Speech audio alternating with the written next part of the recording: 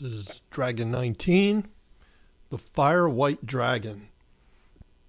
Okay, so I had done quite a few at this point and really tried to, throw some curves at myself as far as the design and all that. With this guy, I decided to come back to basics a little bit and do, what is a more quintessential dragon of sorts, at least like kind of a big snake-like neck. And I wasn't going to get into the wings too much on this guy.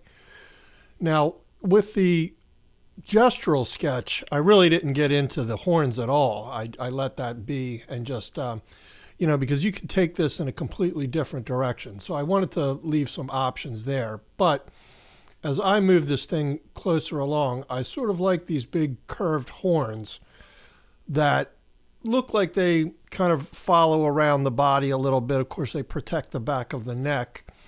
Now, the fire white portion of this name is something that I'm not quite sure how that would work in with this dragon, to be honest with you. When I did this, some of these names throw inspiration at me almost immediately.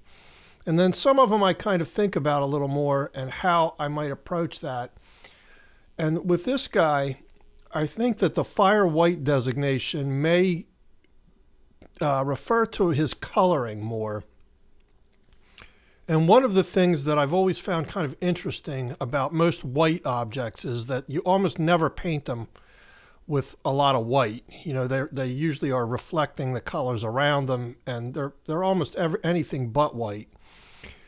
And the other concept that I've always been kind of fascinated by is just if you look at a flame, how it sort of goes clear, then blue, then into this yellow, and then out to the orange on the periphery of it.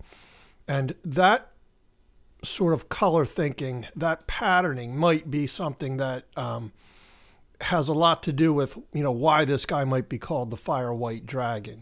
Maybe he has a little bit of blue just like right on his nose, and then the color fades away quickly into this sort of, white fire colors.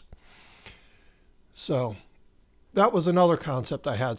So I was playing around with that kind of idea a little more than something that anatomically suggested the name with this particular guy. The horns are, we could of course add a few more horns or, run a row of them down the back or something like that. I chose to kind of not define that completely on this guy, but I did try and work out, at least the form on the scale patterns and that kind of thing. So I had a pretty good foundation. I didn't know if I was going to add anything if I was to, move further along with this guy.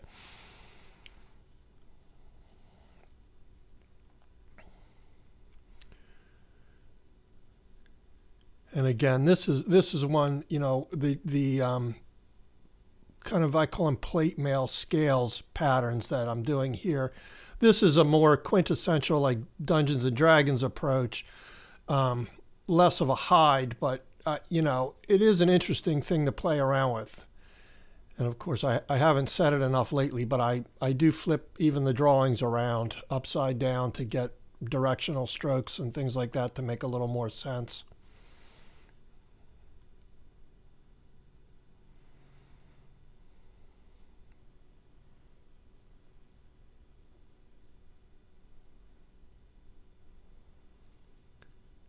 And at this point, this guy's he's looking pretty good. A little more form on the horns and just getting in here to establish a few darks with for me, which I've mentioned again before, but is about a 2B pencil, just to pop in a couple of these darks around the eyes and the underneath. And this thing looks pretty good. This one, I do like the way this guy turned out. I especially like the horn and the sort of shapes around the forehead and the eye. They almost have little fire shapes in them, which I think is interesting, the little jagged shapes.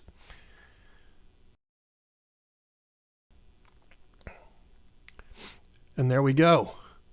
The Fire White Dragon.